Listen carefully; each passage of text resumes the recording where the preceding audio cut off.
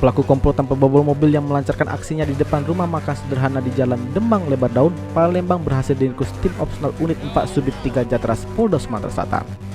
Keempat pelaku masing-masing M. Soleh, Hermansyah alias Eman alias Gugu, dan Andi Rizky alias Kirom diamankan polisi saat berada di kediamannya masing-masing pada Rabu 16 Maret 2022 malam. Salah seorang tersangka terpaksa diberikan tindakan tegas terukur karena mencoba melakukan perlawanan saat akan diringkus petugas di tempat persembunyiannya di Kayu Agung, Kabupaten Oki. Aksi pembobolan mobil yang viral di sosial media, para pelaku menggasak 2 unit laptop senilai Rp30 juta beserta uang Rp2 juta.